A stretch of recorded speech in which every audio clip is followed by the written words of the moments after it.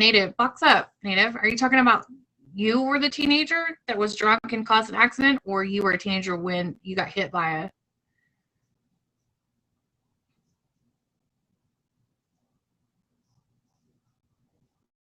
He just, he sure was. He sure was. No, I got hit by a bunch of teenagers that were drinking and driving.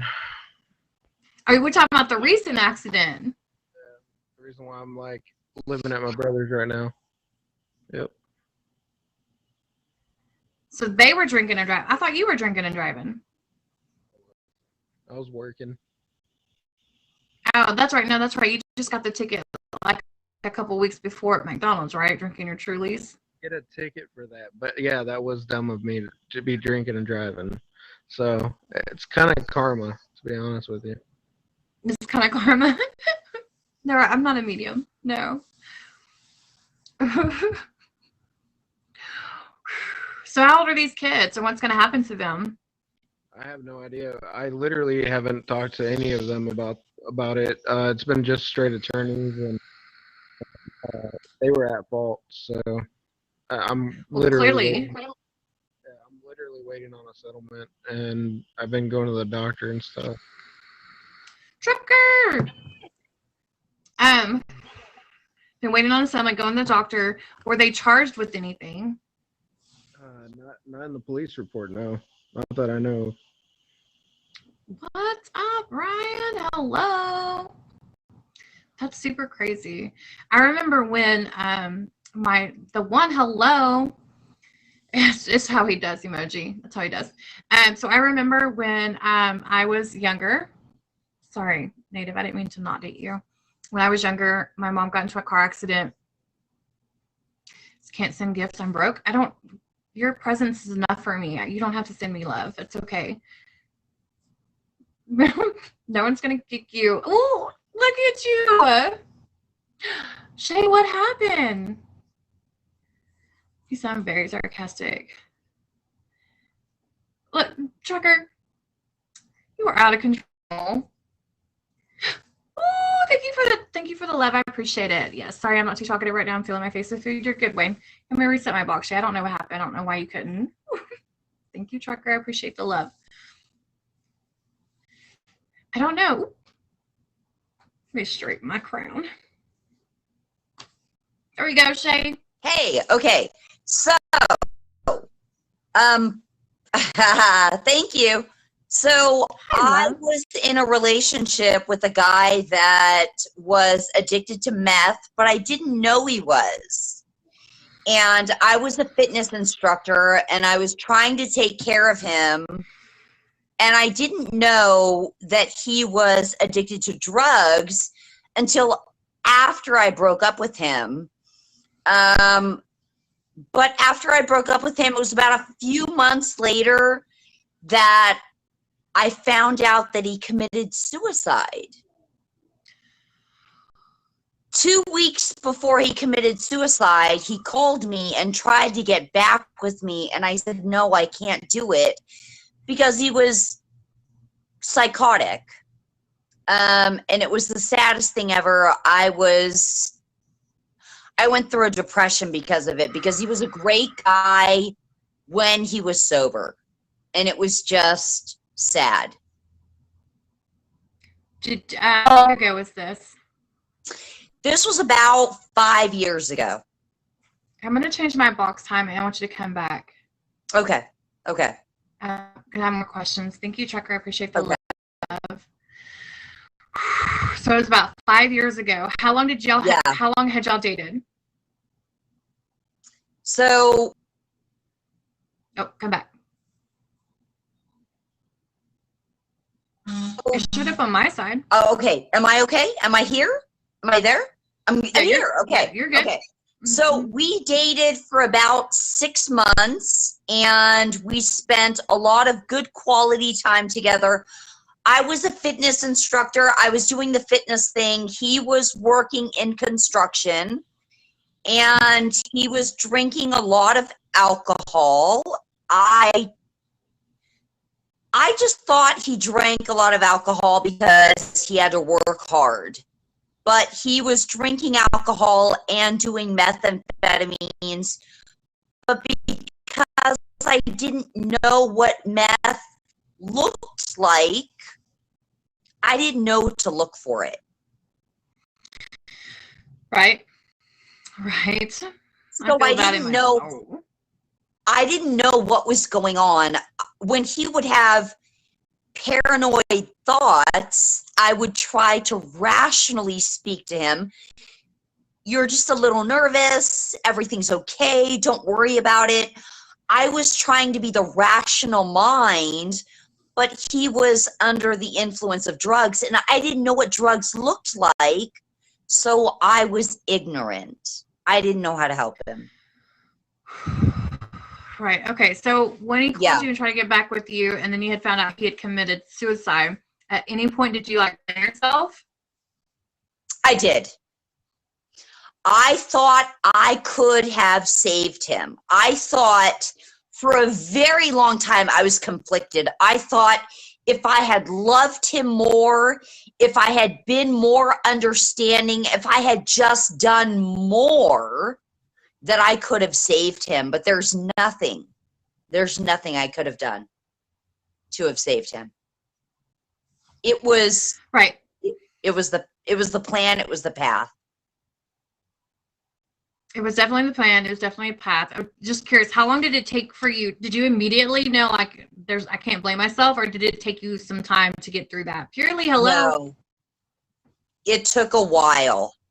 I went through a depression for a couple of months, and I was dreaming about him for a couple of months after that. I would have dreams about him, and I would be like, why? Why didn't you just? Why couldn't you have just? Why? I had so many whys, and I blamed myself for a long time. Okay. But how long did it take you to work through that? And did you go to any classes or courses or anything? You just worked yourself?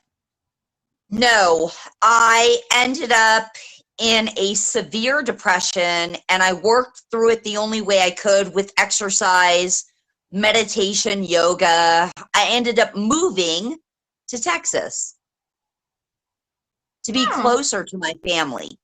So his suicide brought me closer to my family. So the suicide was tragic. It was very, very tragic. His addiction was tragic, but it brought me closer to my family, and I am now here in Texas with my family. So there was some good that came from it for you. You know, you worked through it, you learned a lesson, it opened your eyes to a lot of things in a positive way. You know, it took a minute, but in a positive way. So that's amazing. Definitely. You know, it's And now when I date someone, I ask if they smoke or drink or dabble in I'm sure to ask those questions now. Thanks for the flames, whoever's doing that. Thank you. Thanks for the flames. She was cold over there. She needed some warmth. I needed some warmth. Thank you. Yeah, so I have learned. Yeah, I do the same thing. With my my history with my ex, I do the same thing. Smiley, yay, Smiley's here. Okay, but I do the same thing, because of his addiction. So like I watch a pattern. I'll ask the questions like you do, and I don't judge nobody based off their past. I try to look at where they're going, because it's not fair to judge them by where they've been. But it is clear you must watch where they're going. Yes. So it's like you have a history with it. I don't have a problem with it. But if you have a history with it and, you're dabbling in other things, it's a red flag for me. So like I do the same thing. I ask questions. I do my little research. I want to know what it is that you were on, or what you're doing, how long you've been clean, how long you've been sober. And even if you don't have a history with it, there are little things like, I kind of stopped talking to a guy because he was drinking every night. Not because it was obsessive or because he probably had any issue, he probably could handle it. But for me, that was too toxic for me. And so I stopped the relationship based off of that because of the fear and, the fair to him, but I have to take care of my mental state because of so much damage that was done. Saber, hello everybody coming in. Thank you for coming in and showing up to the other side. Thank you for the love and support. I appreciate you, girl. So tonight is the other side. We are giving a platform for those that love the addict, to give your story, where you've been, where you're coming from. When you love them, you try to save them, and in saving them, you end up losing yourself. And so as someone who loves an addict, to pull yourself out of that is a battle within itself. Just like the addiction, the person who has an addiction has a battle. They celebrate, they have meetings they go to, they get chips, they have their recovery, but a lot of people forget that the people that love them have their own recovery. We're recovering from that same pain, hurt, and heartache that they went through, that they put us through, or that we put ourselves through. Because let's be honest, the addict may have done some damage, but we damaged ourselves in the process as well. We enabled, we loved, we tried to justify things. We were there. Thank you. So if we're being, is that a new gift too? I've never seen that one before. So that's, I wanted to provide this, to give a testimony, to show people, if you're an addict and you've got a story you want to tell, we're here for that too. Smiley, are you still here, love? I'm ready. If you're ready, go ahead and request the box. We'll get you in and we'll hear your story. We'll box you up, babe. Let's go. Woo, thank you guys. I appreciate the love. Woo. Who said that? Gamer. Time out, gamer. Time out.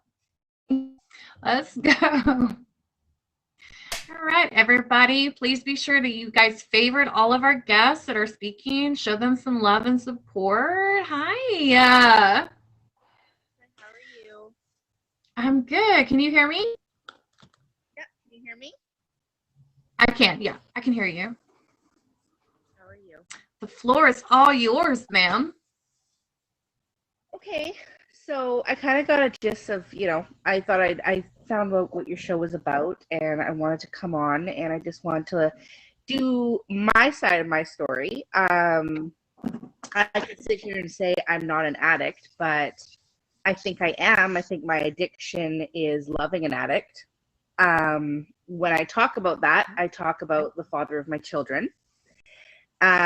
We were together for about 8 years, and I knew it was toxic. And, I think when you're not an addict and you love someone that is, you try to fix them. And you try to think that, you believe what they're saying, and, when they're sober and all that kind of stuff. And it's hard because you love them no matter what anyone tells you. You just kind of have like a one-track vision, And I don't know about anybody else, but I can honestly say that he was my first love. And getting and going to AA meetings and and counseling and this and that, and I always stuck through it. And then I don't know, it just got into, I don't know how you want me to do it. Like, do I just sit here and tell my whole story, or do we talk to each other, or what do we do? Yeah, so tell your story, tell my story, and then if there are questions, then I'll ask you, like, generally towards the end, but like it's just you have a platform to tell your to give your testimony, basically. Okay, so basically we were together, and I got pregnant, and I ended up having a miscarriage. And during that miscarriage, he, I guess, kind of fell off the wagon, and he cheated on me. And I found out, and I live in Canada and he lives in the States, but it's like right across the border. So I had gone home, and I found out that I actually was still pregnant. So I decided to stay, obviously, like most girls do. You put up these boundaries, and then they fall down because, you know, the heart wants what it wants. And he said, okay, I'll get sober, I'll get clean, you know, I really want this, let's stay together, blah, blah, blah. And then, you know, it got worse and worse. Like, it got into more cheating and more violence and more drinking. And then he moved back down south, and I moved back to Canada, and he begged me to come home. So finally, when our son was born, I came back to the States, and it started again. Like, our son was 8 months old, and he was like, you know, crawling, whatever. And my boyfriend was at work, and I found crystal meth where my child could get access to it. And that was it, you know, like, that was like my breaking point. I'm like, that's it, I'm done. Like, I can't do it anymore. So I dropped him off at work. He said, are you going to pick me up? And I said, yeah, I'll come pick you up. Our kid's in the back. He's 8 months old. I'm like, I'll come pick you up at work. No problem. I went home. I packed up everything. I said, you know, I had to be strong. It was like the hardest thing I'd ever have to do. I packed up all the baby stuff, everything, and I went back home to Canada. And he called me after work, and he's like, where are you? And I'm like, I can't do this anymore. You know, it's empty promises. It's not just us anymore. Like, there's a child involved. This isn't our country. I don't live here.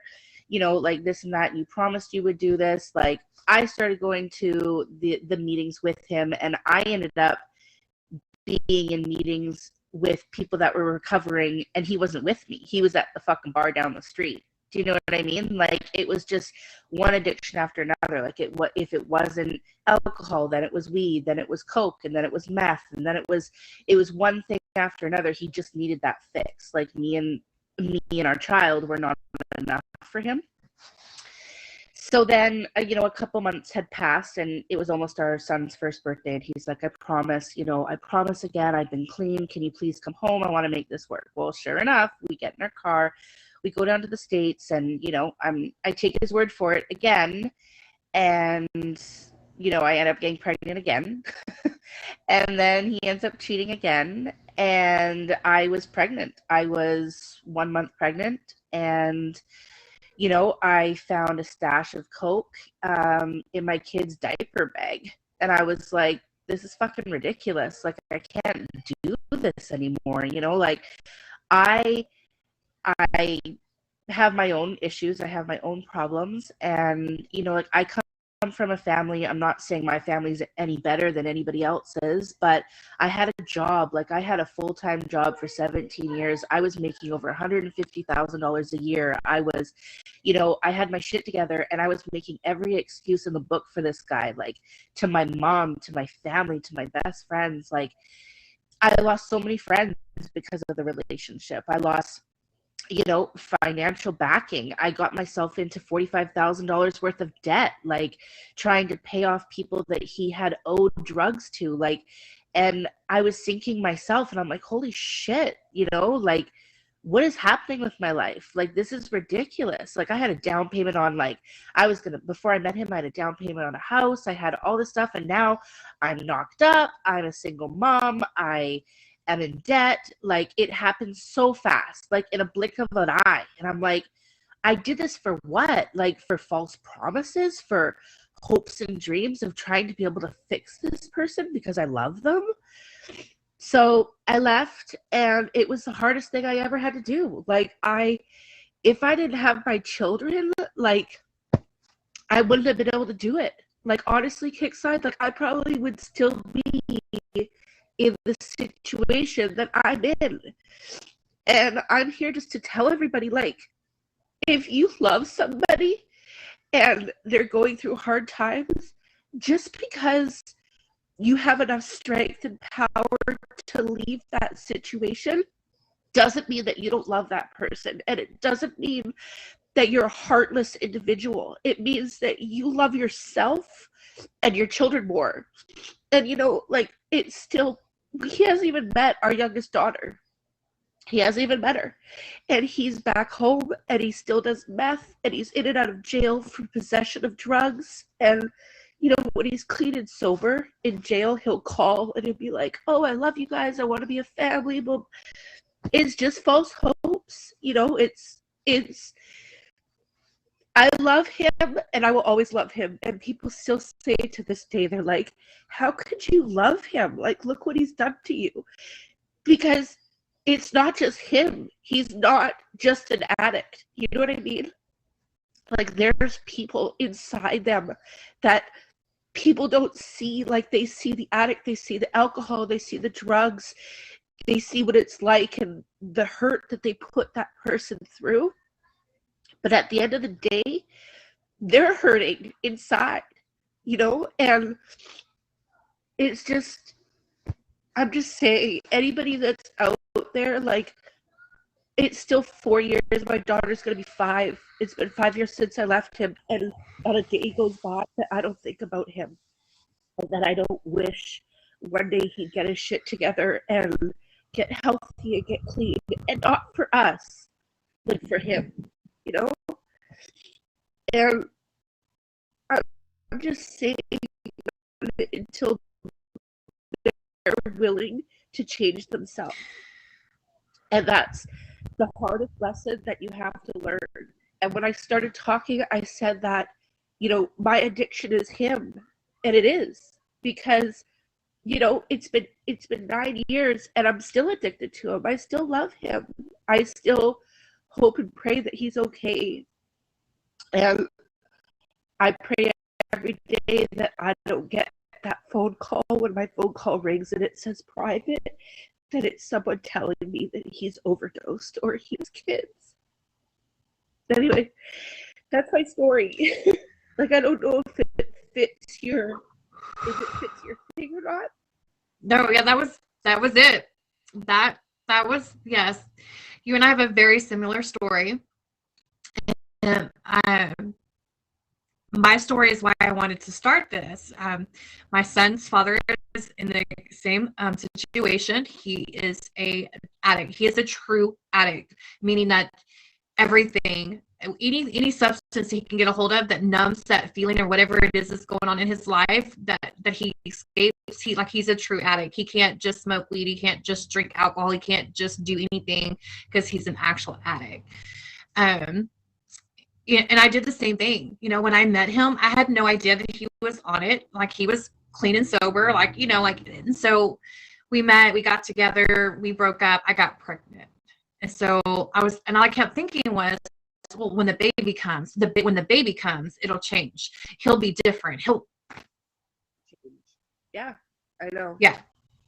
And I like you, but like, you know what, though, Kickside, like, when I found crystal meth and coke in the diaper bag, I was like, what the fuck? Like, this isn't how I want to raise a kid. This isn't, you know, and I'm from Canada, so I'm not even American.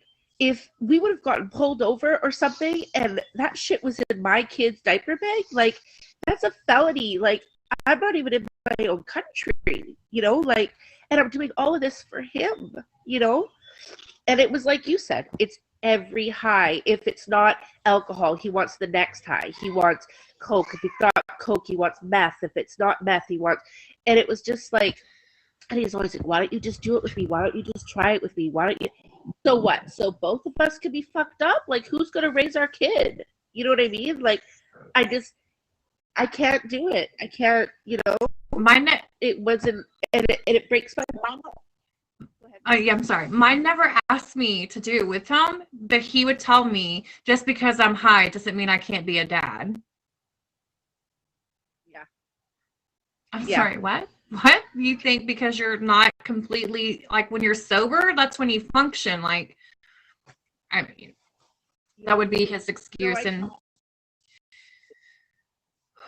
I feel for you too, because, you know, when I said I got into debt, like, I would be sleeping and he'd go into my purse and take my credit cards, and he would go, like, I didn't even know it, you know what I mean? And he would go take out money out of my account, and then all of a sudden I got my statement and I'm like, 5,000 American, where the fuck did that go? And like, I'd confront him about it, but you know what? Like, because he was so high and he was like a narcissist, he would blame me, or he'd try to flip it on me, like so anger in his voice. Like, he never hit me, don't get me wrong, he was never physical, but mentally, he was, when he was high and he wanted drugs, like, I'm that person, you know?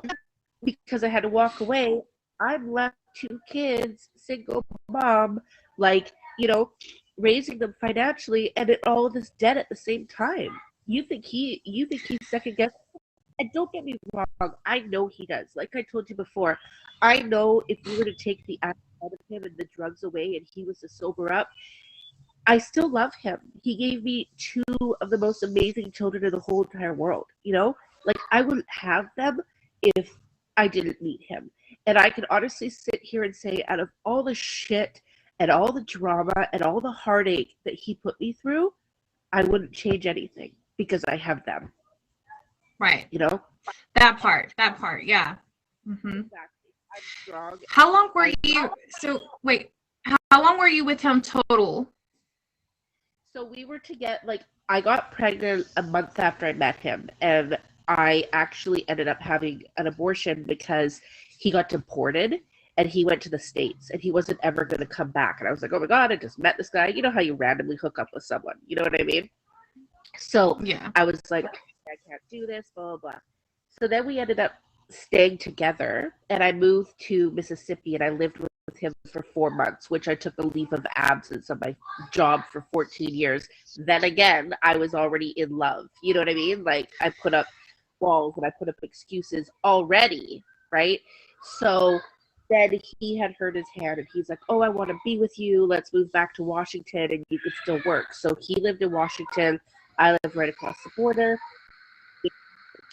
I commuted every day, and then I ended up getting pregnant and miscarrying, and he cheated on me, and then I ended up getting pregnant like a week later. So we were together like probably 2 years, and then an additional 2 years. So I was really with him 4.5 years when he was an addict.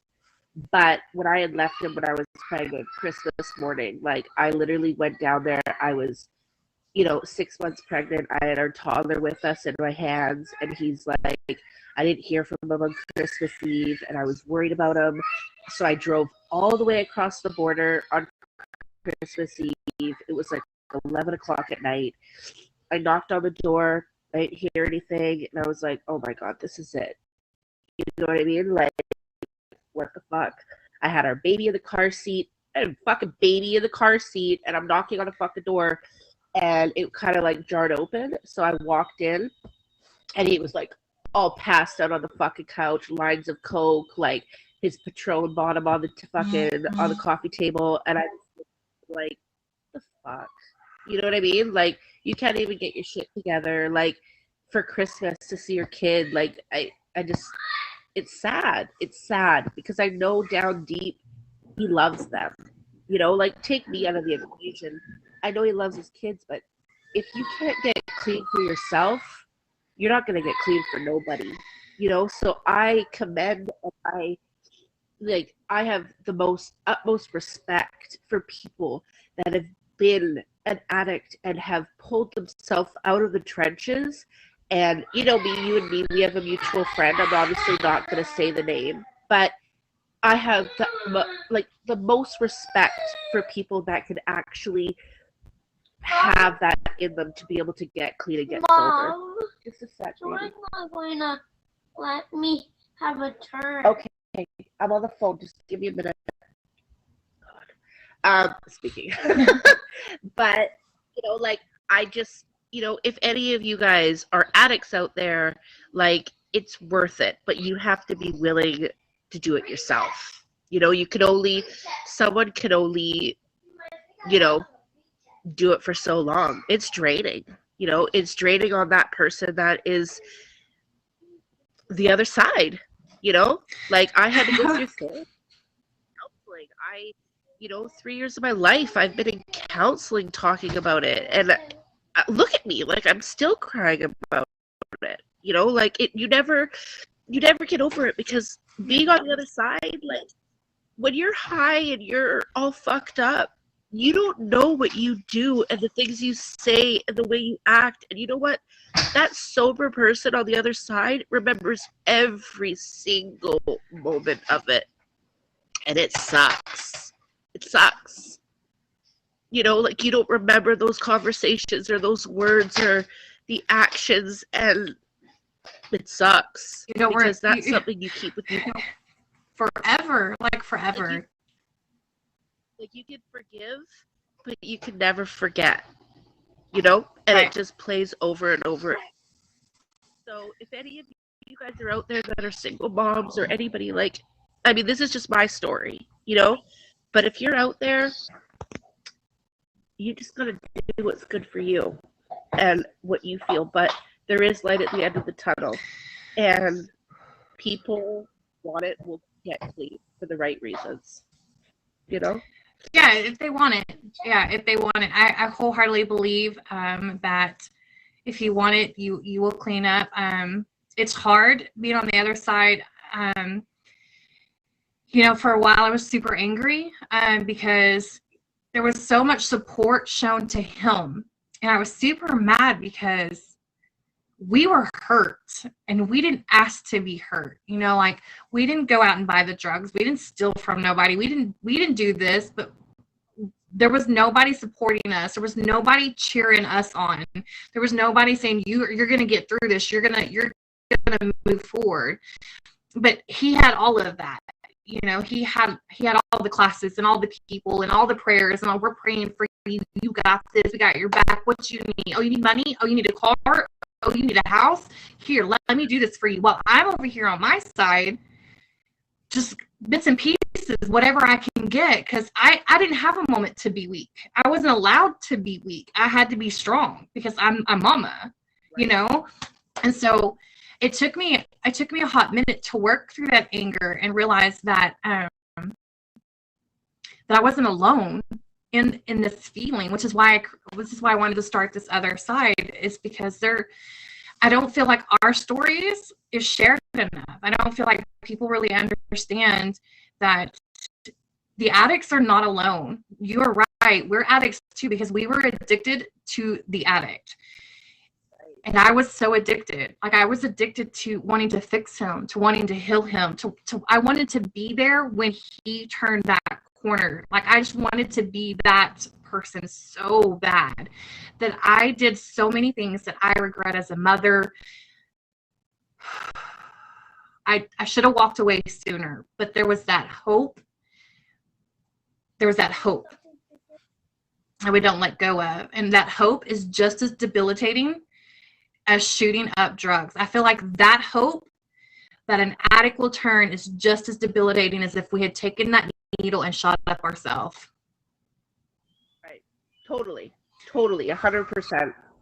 And you know, you always, like, it's funny to say that because you always think, okay, you know, they're gonna get better, they're gonna get clean, we'll be a family, like everything will be okay, and blah blah blah. Or then I start to think, why am I gonna put in all this fucking effort and then let some other bitch have him when he's sober? You know what I mean? Like, or whatever, or just hang on a little bit longer, it will change, or blah blah blah. Like, it just doesn't change, you know? I was in it for 6 years. It just sucks. And, you know, like, and it's funny, like, I'll sit there and I'll still go through the jail roster where he is, you know, and I'll look, you know, repeatedly. And I know the times of the year that he gets arrested because I know when his down times are in the year, and I know when he would be at his worst. And sure enough, his number's right there, you know, possession and, you know, drug paraphernalia. And I'm just like, when is it ever going to change for him? You know, like, and I can't be that shoulder anymore because I got these two and they're more important. So my next question to you, Smiley, is when he does get clean, have you thought about the future for your children? And like when he is clean, do you have a time limit of or expectations or requirements for him to re-enter back into you or just your children's life? Well, I always said, and I always said to myself, I said, okay, when our oldest is 5, I will give him 5 years. When he's 5, I'm going to get 5. But I thought, you know, 5 years old, before they hit grade 1, before they see other dads, before, you know, this and that, whatever. I'm like, okay, I'll give him till he's 5. Well, 5 came, and then he called from jail, and then it was like, okay, 6 came, and then whatever, and then whatever. And I'm like, okay, I'm sitting here, I'm not even with you, and I'm still making excuses for you. You know what I mean? So when is it going to be? And I've just decided that in my heart, I don't think there will ever be a time limit when it comes to his kids. Like, I do it financially, emotionally, and financially all on my own, but that's their dad, and I'm never going to fault him for being an addict, because down deep, I know he loves them. And one day, when he does get his shit together, and if he ever wants to call them, that's their choice if they want to talk to their dad. I come from a broken family too. My dad's not an addict, but I come from a broken family. And the one thing that my mom never did was she never closed the door on the relationship with my dad, if and when he ever wanted to come. And I made that choice, that I didn't want my dad in my life. And it's going to be their choice if they want him in their life. Because I don't want them to ever blame me for him not being around. That's on him. And they're going to have their own judgment. They're going to know the truth. When they're old enough, they'll know. I'll tell them. I'll say, yes, mommy did leave, but I left for good reason, And if you want a relationship with your dad, or you want to go visit your dad, that's up to you. I'm never gonna close the door, and I'm never gonna stand in the way of that. He would never physically hurt them, and I know down deep he does love them. But as for me and him, I can't do it, because I know I'll get sucked right back in.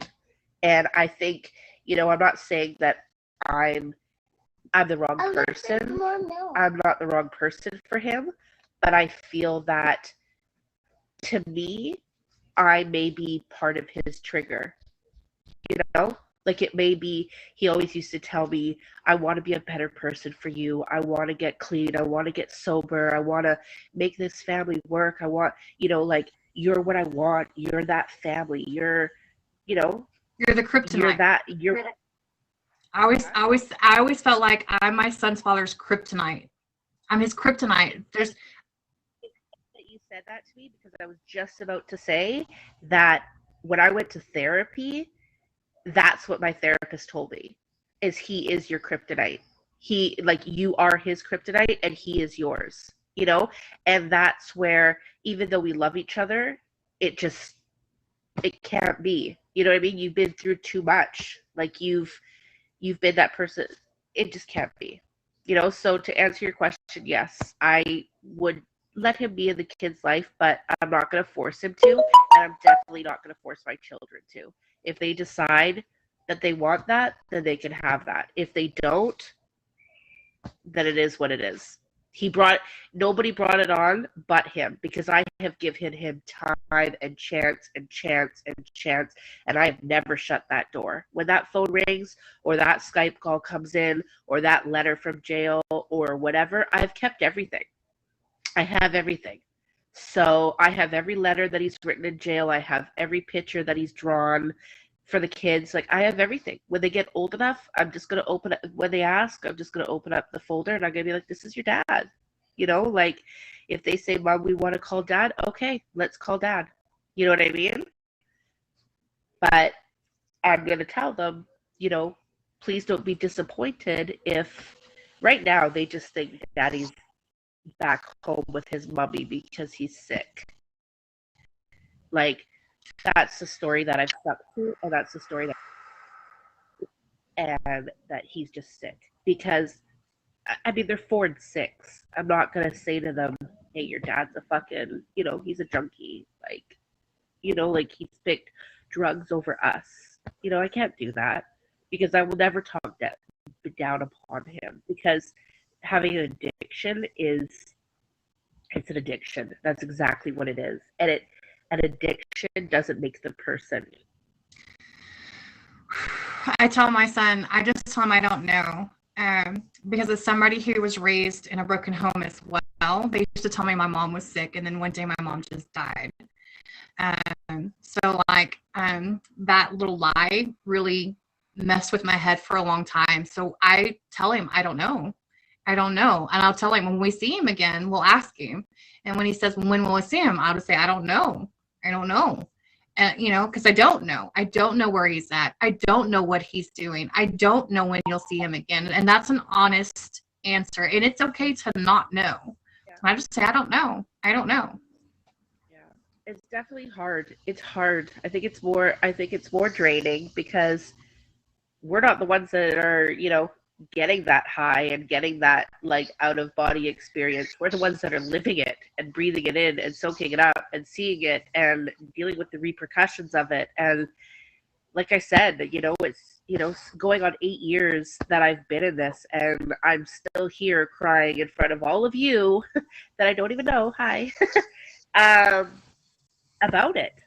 You know what I mean? Like it hurts. It's not something you just get over.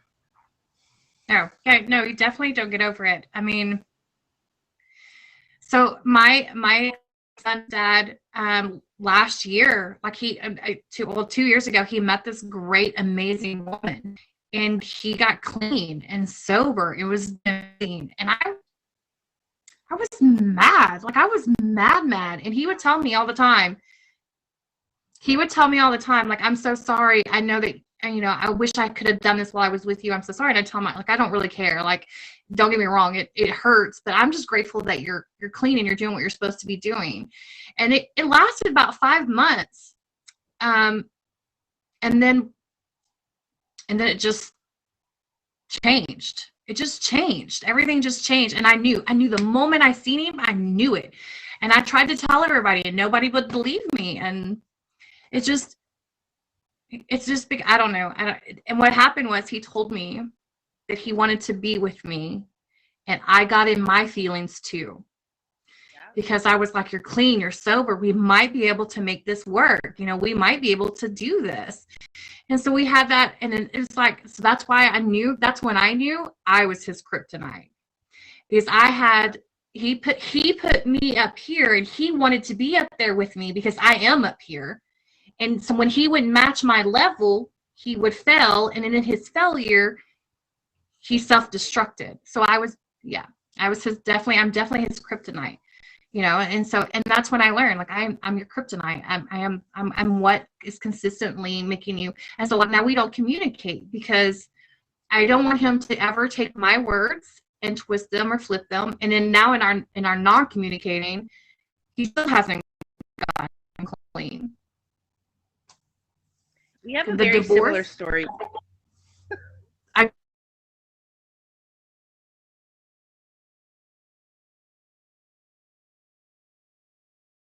Children's dad OD'd. And she was telling us about the story, because when you were saying, we're overlapping, I'm so sorry. I'm not trying to talk over you. I'm so sorry. And hers, because I made a comment that I felt guilty because I'm so scared of getting that phone call. But I feel guilty because I find relief in the thought of getting that phone call. Facts. And you know what? I feel like a horrible person to actually feel that way. But it would just make it so much easier to not have to have that conversation with your children at a later date. You know? And I'm sorry, Alicia. I'm sorry. Is that Alicia? Is that who you were talking about? Alicia, yeah, Alicia right there. Alicia, I didn't hear your story. I'm sorry for the loss of your children's father, but at the same token, like, you must know how me and Kickside feels well. Like, every time I get an unknown call, I'm just like, is this it? Like, I take a deep breath every time I take that call, because I'm like, this might be it. You know what I mean? Like, it might be the call saying he's passed. And then it's like, well, fuck, you know, he never even got to meet his daughter. You know what I mean? Like, and she's the one affected by it. Like, my son, he's whatever. He's oblivious to it. But she asks about him all the time, and it breaks my heart. Like, can we go back? I just want to call him. I want to say I love you. Like, and it breaks my heart because I know that if I call him, he won't answer, or whatever. Like, I don't know. I'm just not ready for that yet. I just can't. He calls me when he's sober. He calls when he's in jail. He calls. So, I'm never gonna change my number. Everyone's like, oh, Smiley or whatever. I'll say Smiley. They're like, Smiley, change your number so he can't reach you. Blah blah blah. And I think in the back of my mind, as stupid as it is I don't want to change my number. I don't think he could get a hold of me if he needed me, like if he needed to reach the kid or needed to reach out or something like that. Wait, what was your question? I was on the spot. Do I tell him now, or do I let him find out in a later time and be mad at me because I did not tell him at the time? The other side. What's up, Soltra? So that is a great question. That I do not have an answer to. I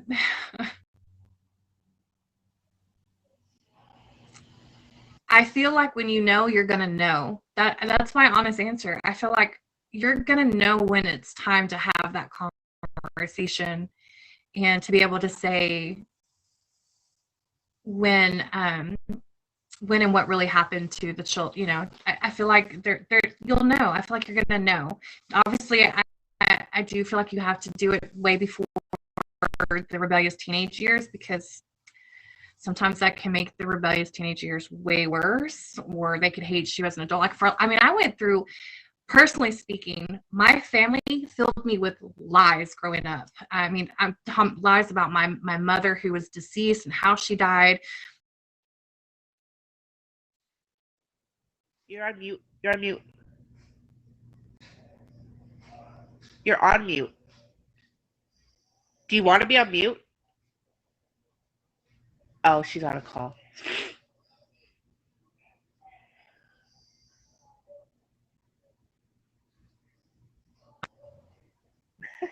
Sorry.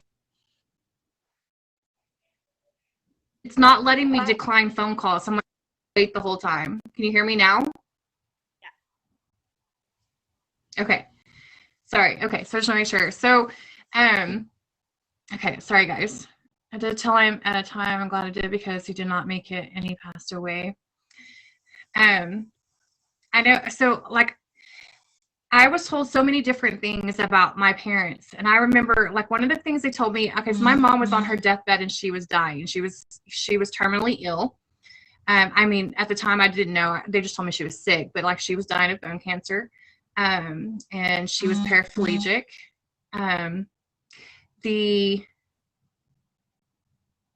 My dad, I had met him for the first time in my life 2 weeks before she passed away.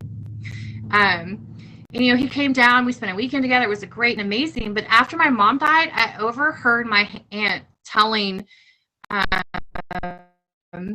my dad that the nurse had killed her, like overdosed her unwillingly, like all of this story. And then she told me that the only reason why my dad even came to see my mom was because he wanted to divorce her. So like he asked her for a divorce while she was dying. Like I was told all these things. And so like I hated my dad for a long time. And he never really understood it. Like as a teenager, he just thought I was a rebellious little brat. But like man. And that wasn't until I was 24 years old that my cousin was like, that's not what happened at all. Like, and she broke it down for me. She was like, this is what happened, and that was the worst feeling in the world, to know that I had spent so much of your life believing a lie. My whole life hating. Yeah. I know. So is your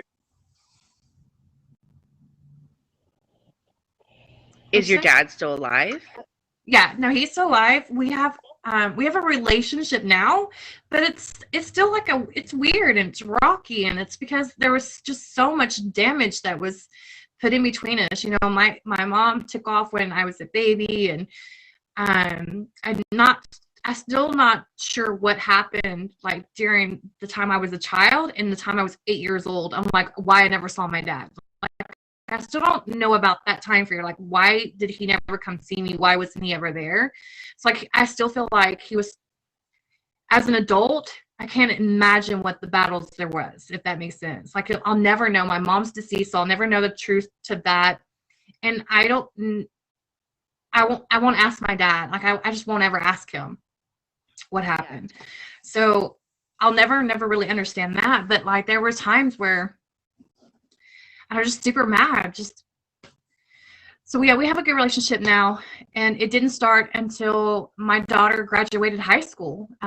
He came down for my daughter's graduation, and we spent a whole week together. And I remember telling him, I was like, I don't know who you are, but I wish I had known you my whole life. And so that's how, you know. Anyway, so the whole point of that is, you know, if you're going to tell a secretive or be if you're gonna walk around the truth, if you're gonna beat around the bush, just be sure that you pick a time to come clean with them before they find out, or don't let them go on with this. Yeah, because it's damaging. I'm gonna tell you right now, it's damaging. Oh, I know. And you know what? Like I said, when I have letters and pictures, and you know, I have printouts of, you know, I know it sounds stupid, but I have printouts of like all his arrests and everything, and I just have a folder because I just feel like, and I know that it's going to be my son. My son will ask me, you know, when he's getting to be with my dad, blah, blah, and I'm going to sit them down and I am going to tell them the truth because they deserve the truth. You know what I mean? Like, I don't want them to ever think that he doesn't love them, because he does. And I still say that to this day. Daddy loves you. Mommy loves you. You know what I mean? Right now, they're so young that they don't need to know the ins and outs of that. But, like, when they're old enough, they're going to know the truth. And my mom's always like, well, why would you say all that stuff? And I'm like, because it's their dad. You know what I mean? Right. They have a right, and they have a right to make their own judgment. And if they want to have a relationship with him, I'm not going to stand in the way. Because like you said, you could go, and then you resent me. You know, when they become 18 years old, they resent me. Well, fuck, why'd you tell us this all of our lives, blah, blah, blah. If you guys want to know them, I'm just saying, don't be disappointed if you don't get the reaction that you're looking for. Yes. You know what I mean? Yes. Because Yes. I can't be the puppet master on that one. I can't tell you how that conversation, you know, like, you're going to have that conversation. I just know that I will always tell my kids that I will always be here for you, you know, regardless. So, and mom's not going nowhere. Right. Right. Yeah, but Kickside, thank you for having me on your show. Thank you for being on my show. I appreciate you coming in and being vulnerable and telling your story. I know that it's always nervous and nerve-wracking to get in front of a bunch of people you don't know. You never know, like, who's really watching, who's really here. But we appreciate you. Been reading the comments. I'm like focused on your face, because I'm like, okay, if I just look at Kickside, I'll try to get through this. But if I read the comments, I'd probably burst out into more tears. So it wasn't that I wasn't answering anybody or anything like that. Like, I just had to tell my story, and I know that if I got more deep into it, I probably wouldn't get through it. So no, you're good. You're good. If there's anybody in here that has any questions, or if y'all have any, if y'all want to ask her anything, go ahead and ask her now so she can answer them. If not, we do thank you for coming on the show. I appreciate you. It was recorded tonight. If you don't want it shared, just let me know. We won't have to share it, because this is a sensitive subject. So I told Emoji J when we were talking about recording this that, like, we were going to do it based person by person. Recording for where though? Where are you putting the recording? Instagram and YouTube. I'd appreciate it if you didn't. Okay. Just because normally I don't really tell my story like to many people, but I know that, I don't know, for some reason when I saw what your show was about, I was like, you know what, like, even if I could just affects one person. You know, they may have not commented or they may have not whatever, but they might be going through their own struggles or in the same situation and wondering, you know, what would happen being a single parent, doing it financially on my own, this and that. But, you know, you can do it. You know, and I say this to everybody is that, like, yes, you love them, but the one thing that you can do for them is let them be able to realize themselves that they need to get clean, because you can't help someone and guide someone that doesn't want to help themselves. That part. You can lead a horse to water, but you can't make them drink. Facts. 100%. Yes. You know, and All right. yeah, that's it. Thank you. Thank you, Smiley. I love you. Thank you. If y'all hit her with that favorite, go ahead and type 1 in here right now. I want to know who all hit Smiley with that favorite. Let's go. I love you, girl. Thank you so much for coming on here and giving us your story. Love you. I'll see you. I'm going to go ahead and close you out of the box, okay? Whew. Lord have mercy. Thank you for sharing, love. She already had your favorite in? She already had my favorite, too. I feel like it's super bright right now. Maybe it's because her box was covering my face, and now my face is there, and it's like, whoop. So I'm going to put the box up. Is there anybody else that wants to come in and say anything, or say anything to Smiley, or talk about yourself, or relate to her story in any way? Please speak up. Let's go. Cass, I know, babe. I know.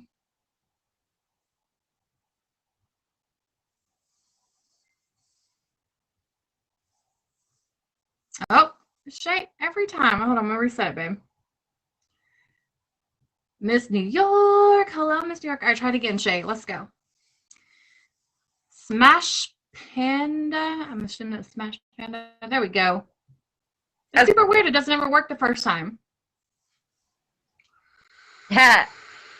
So there is a reason why when I am dating, I ask a guy if he drinks, smokes, or does drugs. Because I don't want to be in a relationship with someone who has trouble or who has, because addiction is a diagnosis. It is. It's like a diabetic or someone with a mental illness. It is a disease. And there's a reason why I ask, do you smoke, do you drink, do you do drugs?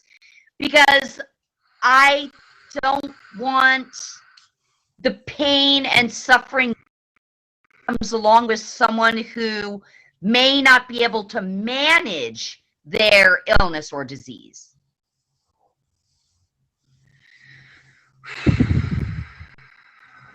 Yes. It's difficult. It is difficult. It's difficult. You inject not to get high.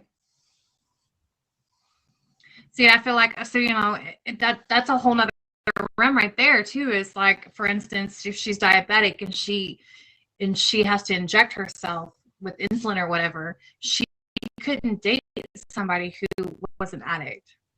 You know, that could be a trigger. There's needles and... That too. I myself know what my triggers are. I have a mental illness and I take care of myself. And a lot of people may not want to date me because I have a mental illness, but I take care of myself and I know my triggers. But if I date someone who doesn't take care of themselves and doesn't know their triggers, that's going to be a whole trigger for me. Right. Sorry, we were super deep, and I'm just like... Yes, it was such a good show. I haven't been live in a long time about something that is so relevant, because drugs, addiction, recovery is real. It is real in many people's lives. My mother is an alcoholic and she's not recovered. And we have a strained relationship because of it. Now, has she always been an alcoholic? Ever since I was a kid. And I used to see her every Sunday. On her sober day, I would spend time with her. I know my mom when she's drunk, and I know my mom when she's sober. And I have chosen, because I love myself, to distance myself. I text my mother I love her, but I don't take her phone calls. I don't have a close relationship with her. She is an addict, and she is not recovered. And I cannot choose for her to recover. She has to do it herself. Right. So I choose to not have a relationship with her.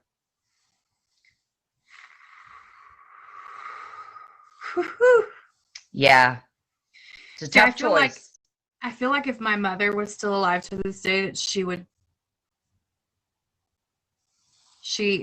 she'd be an alcoholic, or she would have died by wrapping herself around a tree from drinking and driving.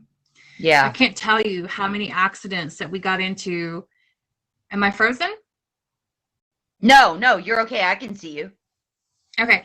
I can't tell you how many accidents she got into when I was a child from her drinking and her driving. Like, it's super crazy to me. Yeah. And I think about that all the time. You know, she almost lost me. She almost killed me. And like, I'm her daughter. You know, she was drinking and driving with her kids in the back seat. And, you know, of course, back then when we were younger, there were car seats and seat belts weren't like a thing. Yeah. You have to, you know, and she got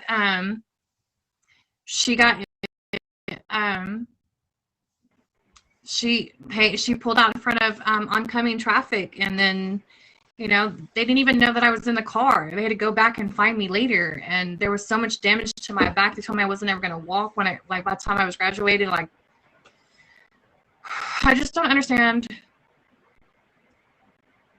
I think the reason why I don't understand it is because being the child, I think that's why I have such criticism or lack of understanding when it comes to it, because I'm like, I would never do that to my kid. But I feel this way and think that way because I was the kid that it was done to. So I'm wondering if I didn't come from that, if my mind, obviously I feel like my mind frame would be differently or whatever. What's up, Sarah Bear? There's a lot of people in the Battle Royale. Yeah, I know for me, I mean, because I grew up with a alcoholic father as well, and you know, so I dealt with that growing up.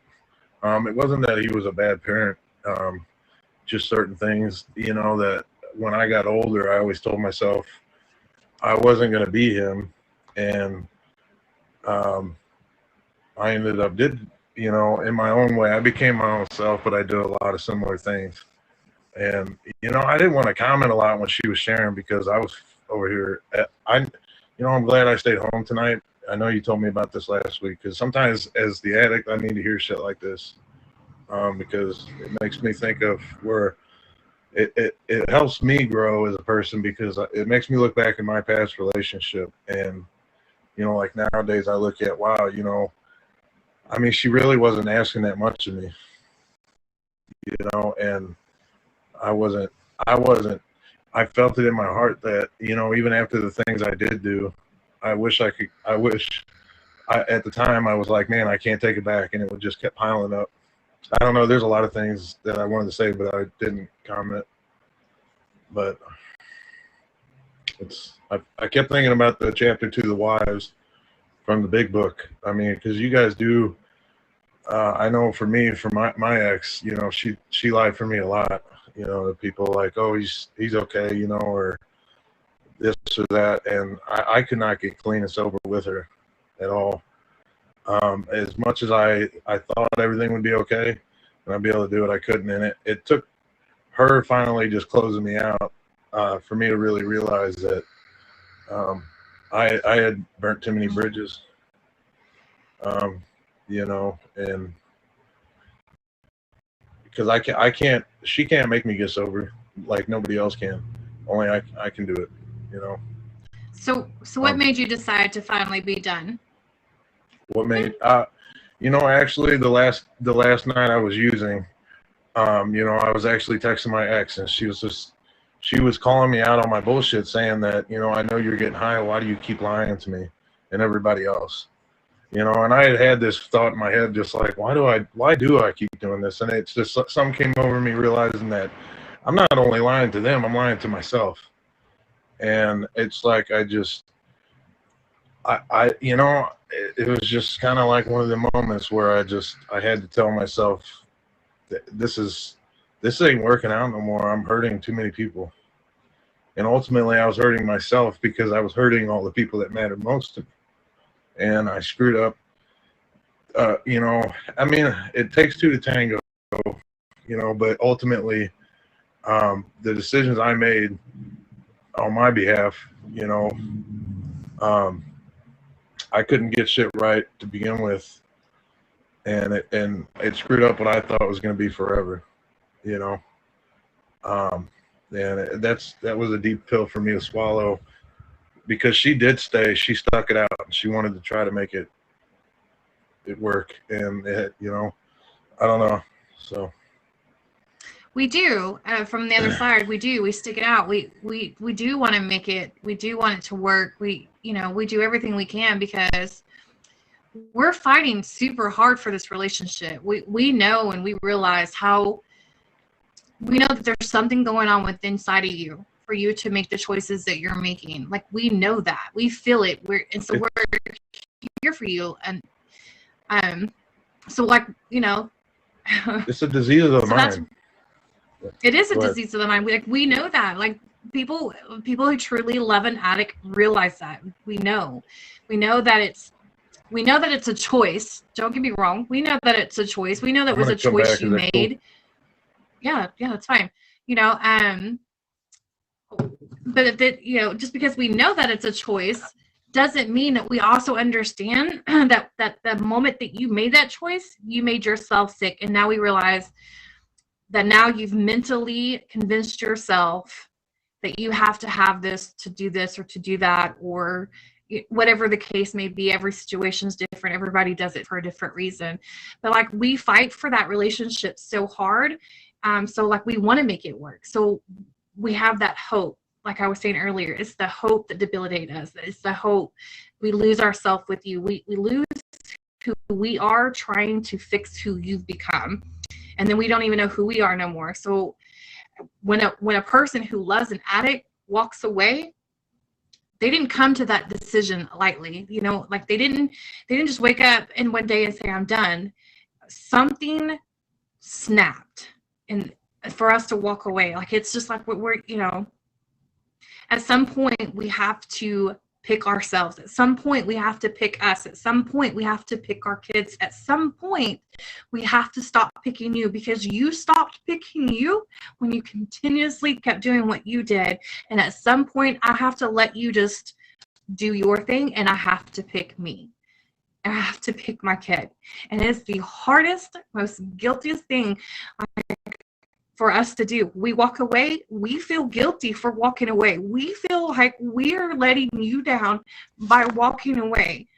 It is the hardest thing to do, to be on the other side and to walk away from someone who's an addict. It is the hardest thing. But then at the end of the day, when you keep doing what you're doing, even after we walked away, that's when we start finding ourselves, because that's when we realize it was, you know, like, that's what heals us, that walk away moment. I'm sorry. Mick, I'm sorry. Did you next yourself? Yeah, I guess he did. Did I talk your whole 5 minutes? I'm sorry, Nick.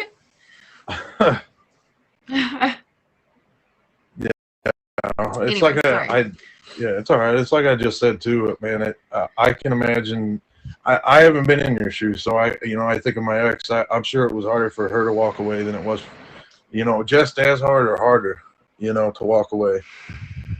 It's hard because, you know, on the other side, I could see it as it's like we're your addiction. You know, we're addicted to the alcohol and drugs and all this. You're addicted. You felt, I don't know. I could be wrong.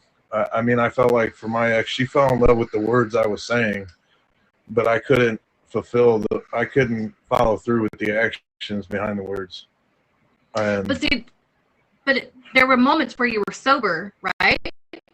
Oh yeah. So that was what we held on to. Because when you were during the sober moments, your actions met up with your words during the sober moments. Until that's what we held on to. Sorry. No, you're good. I'm listening. I was cutting you off.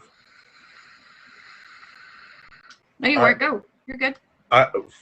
For me, it was even in those sober moments when I wasn't trying to chase that next high, because I'm really good at self-sabotaging shit, you know. And when I get that mindset, like I want to get fucking high, I want to get drunk, it's like I create problems, you know. And that's like an alcoholic thinking or the drug addict thinking, is we create problems because we're it's like second nature getting our fix.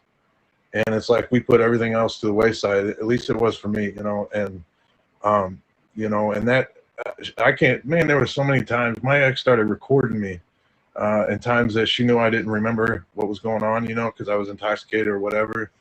And you know, it's like hearing the words that I was actually saying to her and how I was acting.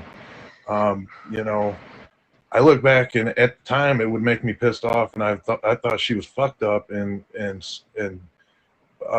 you know, it wasn't right of her to record me like that. But you know, I look back now and it's like, you know, she was trying to show me the way I was acting. I knew how I was acting, but I didn't want to admit it, you know. I didn't want to accept that that's who I was. I felt like I had to have the drugs to function in life. Anyway, I'm talking a lot now. Now go ahead. You got 2 minutes. Let's go. Don't stop. Well, I mean, for real, it's just it's amazing how much it controls our lives. And it's like the part where you talking. I think I mentioned it to you before. It's like she would always tell me, "Let me be your addiction." You know, let me be your drug. You know, forget about that shit. You know, and it's like I truly wanted it, but I look back and it's like I didn't know how to accept that. I didn't know how to make her my drug. Right. You know, and. No, yeah, no, I get that. Yeah. It's nice to hear. What's up, James? Hey, Jay Marie. Hello, loves. It's nice to hear what you think we were feeling or what we were going to. Like, as someone who was, you're on the other side. As who someone's on that side, it's nice to hear what you think that we were feeling, or you know, our objectives. Like it's another perspective for us on now that you're sober, and now we can hear your point of view. Like, this is what I thought during all of this. Like, it's nice to hear that. Yeah. So then it kind of helps me with, like, maybe he thinks this too. Maybe, you know. Yeah. Well, hello. You guys deserve, man. You were talking about too is it's like he was getting all the praise and everything, and you were sitting on the wayside like, where's mine at? You know, and it's like, I'm over here thinking about that because it's so true. It's like people baby us when we come in, and it's like, I look at it, man, I've tried to do this more than once. I don't need to be babied. This is my life, and I'm screwing up everybody else's, you know, and it makes me look at, you know, it's like I want to give back and put into action in my life, showing the people that matter most to me that the way I should have treated them the whole time, and maybe, you know, just like with you, I mean, you finding another guy or finding, you know, something that fulfills you, they treat you and give you, you know, that affection. Does that make sense, what I'm saying? Yeah, you know, because yeah, I'm running out of time. So well, you can come back. You know, that makes complete sense, though. Like, I get it. I understand it. You know, the whole, what's up, James? So, like, for me, you know, I'm going to use James, for example. Like, James is, you know, 6 months. Congratulations, James. Anyways, James is 6 months. Like, my ex has had a year. It's been over a year for him. I took him to court on March 22nd, I think it was, of last year. March 22nd. And, you know, he's had a year and nothing. And in this year, I got a house, you know, I maintain my own. I do, like, you know, there's not help there. I do everything. I work for everything. I'm constantly pulling myself out. You know, I do my studies. I do my therapy. I don't know. There's an echo and it's horrible.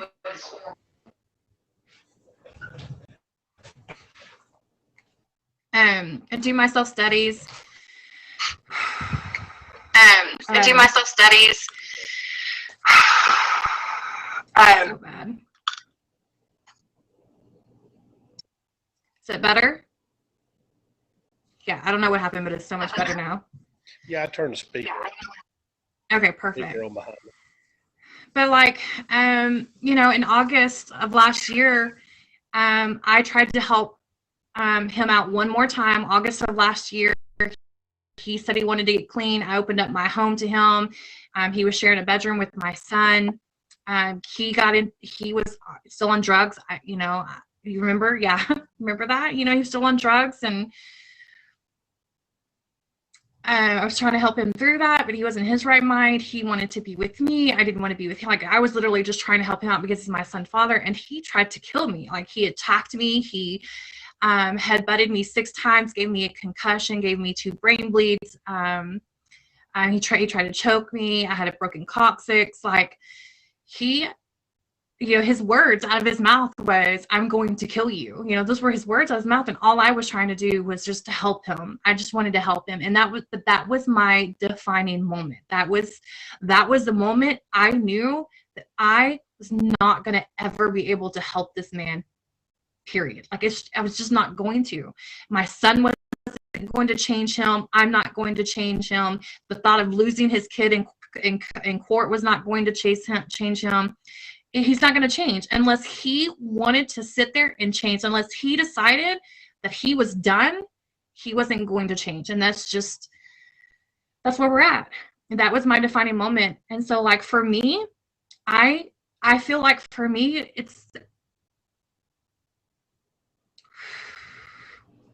I'm in 6 months.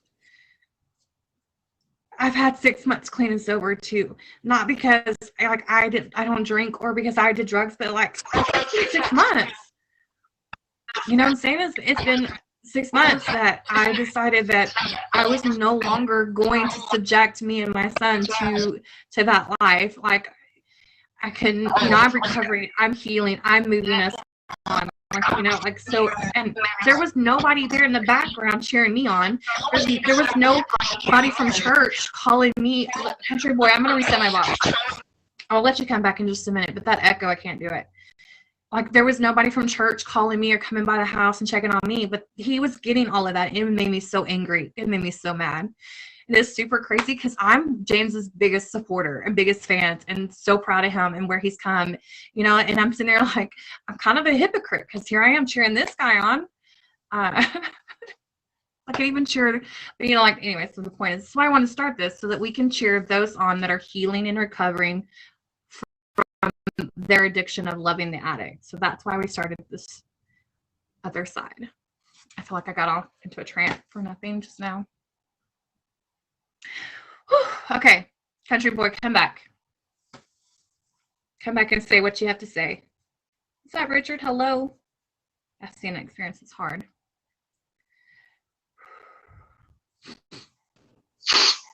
Can you hear me, girl? I can, yeah. I'm always laggy, but I know exactly what you mean. I come home every night for 2.5 years. We split up 3 years ago, and for 2.5 years she slept on the couch. I give her a place to stay. And for 2.5 years, I come home every day, and she was screwed up on meth or drunk. She threatened to kill me. I mean, I put up with this shit for 2.5 years, and I tried and I tried. So, you know, you can't. Like you said, you can't fix them if they don't want to be fixed. If they can't get past whatever they're dealing with, they have to do it on their own. And it sucks because I cared about the kids. I raised them for 9 years. You know, their father never had nothing to do for them. I done for them for 9 years. And so I get exactly what you're saying. It's a real shitty situation.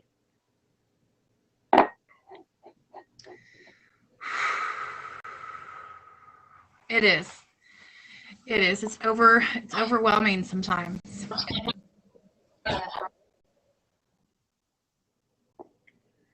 Yeah, Yeah, I was threatened just about every single day.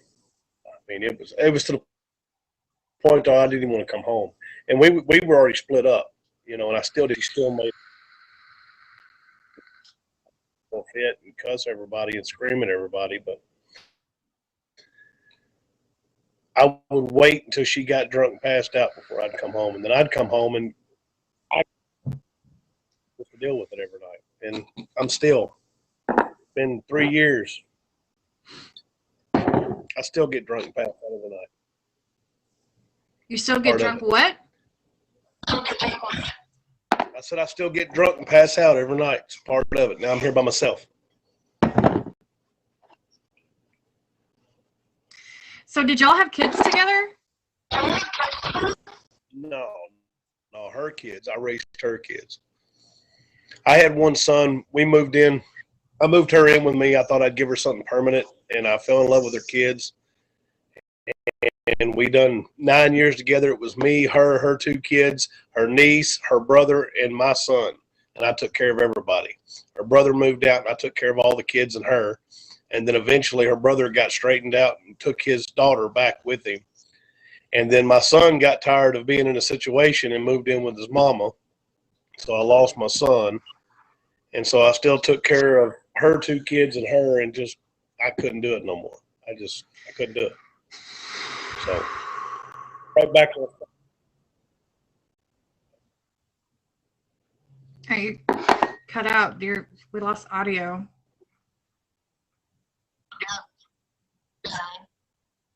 we're all right. You know, my internet connection is always messed up, girl. I just come in here to say hi and then heard what you was talking about. Well, thanks for coming and saying hi and sharing us a little piece of your story. I appreciate that. But your audio. I just want everybody to know my hands were right here, so that wasn't me. I don't know what happened. Hey, you know, the other thing I was going to say with, you know, my sponsors really get me to focus on and is, you know, I could sit here and dwell on the past and everything that I've been through, and I put everybody else through, you know.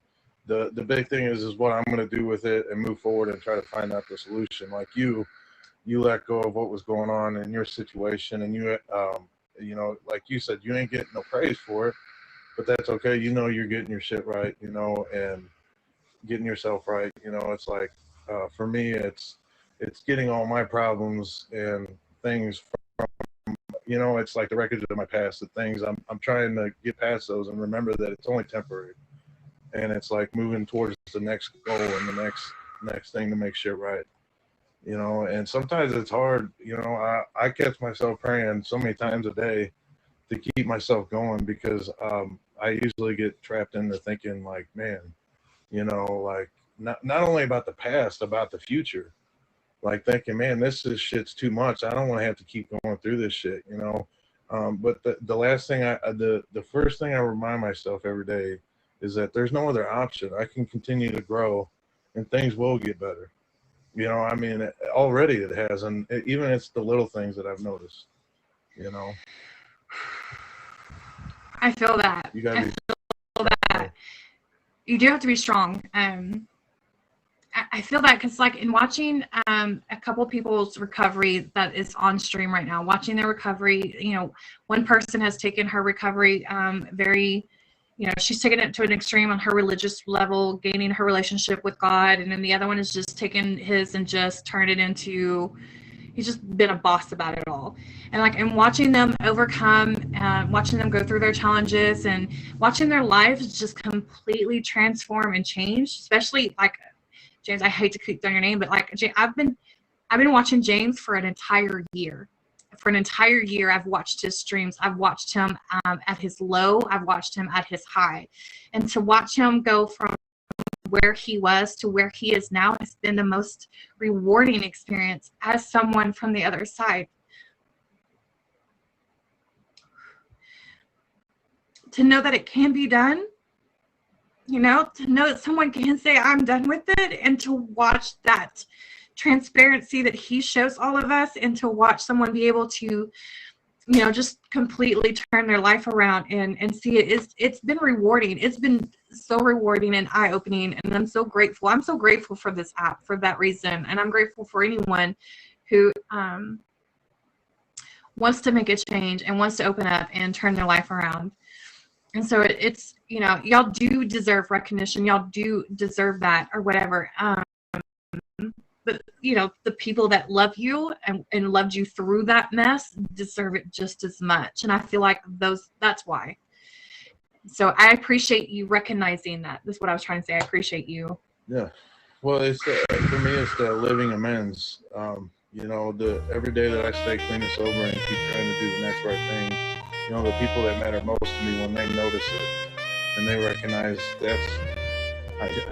that hits home for me, because it makes me feel good to know that they see that difference, the people that really know me, you know, and that's like you recognize that, and it's helping you. You know, it does. It does help me. It does. It's like, to me, it's like God giving me signs like, hey, man, you're going in the right direction. Keep going. You know? For sure. You are moving in the right direction. Yeah, every day. Yeah. We thank God for every day. We thank God for another day clean and sober every single day. I do not consider myself to be like, but every day I wake up and I thank God for another day. Like, I just thank God for another clean and sober day. Thank you for today. Thank you for everything.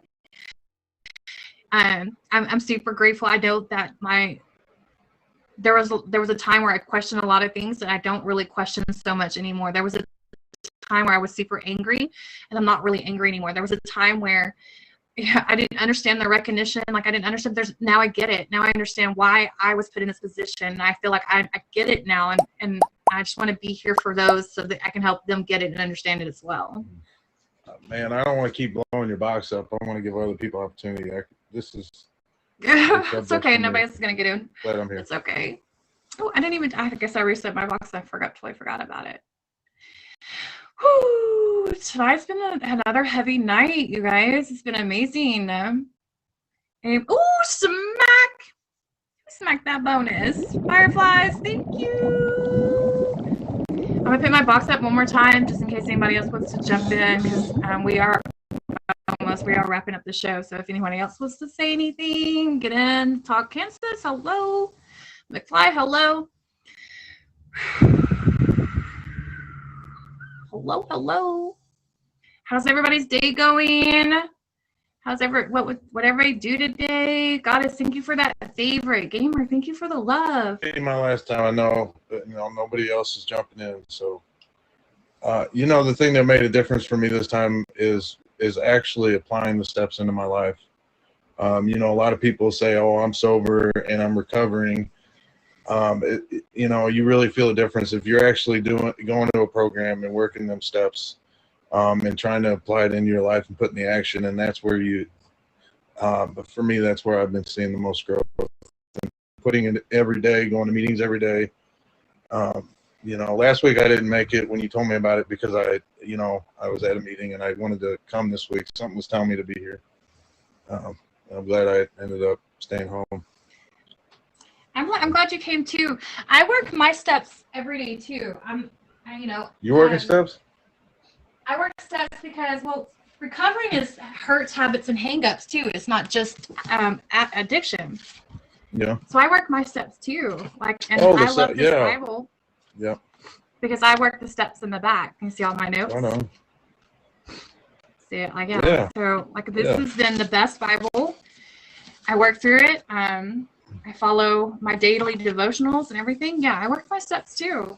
Most definitely work my steps. Well, I had to get somebody else. My sponsor is 22 years. I can't. They tell you in the program, the worst sponsor you could ever have is yourself, because he's stupid. You know, so you know, not that time really has anything to do with it. It's just mine has 22 years, and it's amazing what I'm learning from him. Yeah. But yeah, Celebrate Recovery is a good program. I really like that one. It is a good program. Like I said, there's not very many for the other side, but I feel like Celebrate Recovery is probably, it's better than Al-Anon, because not only does it, you know, it's not only for addicts, but it's for the hurt. It's for the hurt and hang-ups as well.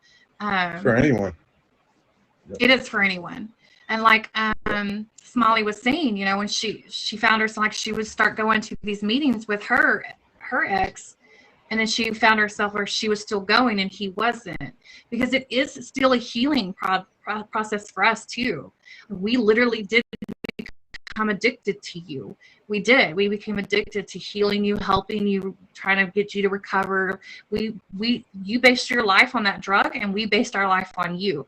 So now we're trying to recover from that hurt, and we're trying to heal from that, and move away from that. Yeah. So man, see, it that's really is for everybody. yeah. See, that's something I wish I would have realized then. Is like I always thought that she was trying to be controlling of me, and it's not that she was trying to control me. It's because she wanted to try to help me to do better. She knew I had it in me, but I didn't know how to do it, and she couldn't do it for me. She just felt like she could, you know. Yeah. It's because we see that greatness. We see the greatness that's within you. My ex, for instance, when I met him, he was on the worship band at church, and he had this amazing voice. He still has an amazing voice. He can sing. Like there's so much greatness in that's instilled with him. He's very intelligent, and I saw that in him, and like that was the guy that I wanted to save. Like I kept searching for him, and every step that I made, I was trying to search for that guy. You know, and if someone is truly loving you through your addiction, and they're there for you, and this because they see past whatever you're trying to whatever it is you're trying to cover up. We see past it, and we want you to see what we see. I really feel like if addicts could see through our eyes, they would stop. If there was a moment where an addict could step out and step into the person that loves them, and I really feel like it would be a game changer. Stuff like this, like tonight, man, and her story, like it doesn't only help you guys. I felt it too, because it's like me seeing the other side, and it's one of them things. I don't try to dwell on the past. It's one of them things. Oh, if I could have looked at it the way I do now, and the way you guys share it, and see it the way I do now, it's where you take it and move forward. Yeah, you can take it. It's a healing process for you too. Yeah. Boss Queen, it's good. The show's it's over tonight. I'd love to have you next week or the week after, though. That would be great. But yeah, it's definitely that's another reason why I wanted to do it. And you know that, Kyle, because you've been here, you've been in the streams. You know that's another reason why I wanted to do it, so that someone who is on the side of addiction can see the other side of it and understand it. Oh, sorry. I thought I still had more time. I'm sorry. What's up? You're good. Yeah. What's up? How are you? Good. Addiction is not good. Definitely with people that have ADHD like me. You can get addicted. Are you an addict? No, I smoke cigarettes, but I was almost a pill addict when I pulled myself. You pulled yourself back before you fell down that rabbit hole? Yeah. So that's amazing. My mom's a pill popper, and my aunt. Well, I got my mom out of it because I told her, like, how embarrassing it is, like, carrying you upstairs to put you to bed every single night. And this is when I was like 15, 16 years old. Like, carrying you, picking your ass up off the couch to put you to bed every single night because you're taking too much narcotics. And my mom smoked weed too, so. I would love for you to come back next week and tell us your story, if you would, King, because tonight's show is over, but I would definitely love for you to come back and share that with us. No, you're good. Oh, yeah, no problem. You just got to message me when. Jess. It's every Thursday. It's every Thursday at 6 Central. Every Thursday. So if you'll come back next Thursday, Jess, you need to tell us your story too. Oh, my gosh. Okay. Oh, next Thursday. Okay. Yeah, next Thursday. Yeah, I mean, like I said, it's worse. I mean, like, I felt my way that way because, like, I knew something was wrong with me. So when I was 19, I went to go to the doctor myself to figure out why I can't focus and all that. So they put me on Adderall. And I started noticing I started, like, double dosing myself and all that. And when I felt like that, when I was noticed, like, I was taking, like, 3 or 4 of them a day when I was only supposed to take 2, that's when I noticed. I was like, damn. Stop. That's amazing that you recognized it and had enough willpower to stop immediately and not let it take over your life or come up with some reason or excuse for to continue. Though that's a lot of willpower and strength. Yeah. Well, I saw my mom. My mom's like is addicted to narcotics. Was addicted to narcotics. You know. So it was like I kind of see my mom. So it's not easy. But here's the thing. Like I try to tell people. Like I even help my mom out. Like go look at yourself in the mirror. Like look at yourself and stare yourself and look at yourself. Are you happy with yourself? Because at that point, that's where people don't realize it. You can see them all day long. They could walk past the mirror and not realize what's going on. And that's why I love the gym, because that's why I like going to the gym. I go to the gym every single day because the gym has those big ass mirrors, you know? Huh? And seeing those mirrors, you know what I mean? You're looking at yourself, like I'm looking at myself this way, I'm looking at myself this way, I'm looking at myself mentally, you know? Right. And that right there makes me want to push myself harder to make myself better in and off the gym, you know? And that's what I try to tell people. Yeah. That's what I try to tell people. Don't look at a mirror just because you're just looking at yourself. Just picture yourself doing better. Is where you're at now. Just think of where you're at now. Are you happy where you're at now? You know what I mean? Because some people are not happy with themselves mentally, and some people are not happy with them physically. You know, some people right. I met some great people has strong mind, but they're not happy with their body. And I met people that has really, really good body that doesn't have a really good mind. Right. And that's where they both need to like figure how to collide itself. Yeah, that's a training process. It's a recovery process for sure, for sure. Facts. Because I was in depression like 6 months ago, but I pulled myself out of it. That's amazing, because depression that's a sensitive subject. That's a sensitive, that's a whole nother field. That's a whole nother subject too. But sometimes I do feel like they all coincide together. People that do are addicts. They go through depression and they want more and they want more. You know what I mean? Yeah, we touched base on that, man. Talking about feeling like failures. You know, you're not enough. You can't compete. You know, and I feel like for my ex, I feel like there were days where he woke up and he was mad that he woke up. You know, and I feel like that I woke up today, like he wasn't grateful for the day. He didn't want to exist no more. He didn't want to be here no more. And that I feel like that fueled his addiction. And I feel like that actually still fuels his addiction, if you want to know the truth. Oops, smacking again. Let's smack them bonuses. King, thank you for getting in the box. Jess, I would love for you to be on my show one time if you would, to tell your story. That would be amazing. Thank you for the wheel. I love you. Ooh, I go level up to gold 2. Okay, so King, I would love for you to come back to Boss Queen. Purely did ask a question for those who are addicts. She said, who are recovering addicts, do you feel like having a support system helps you continue on sobriety? It definitely helps me because it gives me positive people helping me. Same for the next, right? Yeah. I feel like having a support system is imperative. No matter which road you are in life, but definitely need support. Gamer, for real. I can honestly tell you that I feel like Meet Me has been my support system.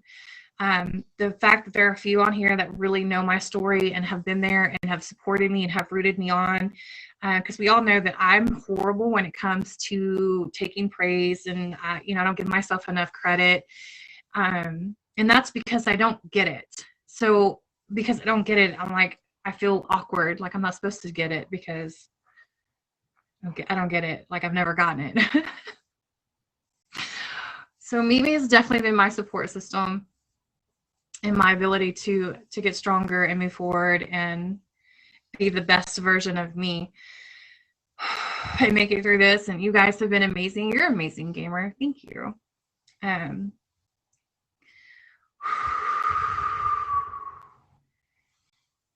It's hard to accept it though. Sometimes it's hard to accept it. I love you guys all so much. James, I want to tell you one more time, congratulations on your 6 months clean and sober. Fucking love you, homie. You're welcome. I love all you guys. Ducky, thank you. I love you too. Fireflies, thank you for that. But that is the end of our show. So please, there are so many of you guys that have amazing stories that I would love for you to come on here and tell. I can relate to on levels too. I love it. I love it. So anyways, for regular show, see you guys in the morning, 8 a.m. And then for the other side, we'll see you again next Thursday. Thank you all so much. I love you guys. Stay strong. Thank you, God, for another day clean and sober. Bye.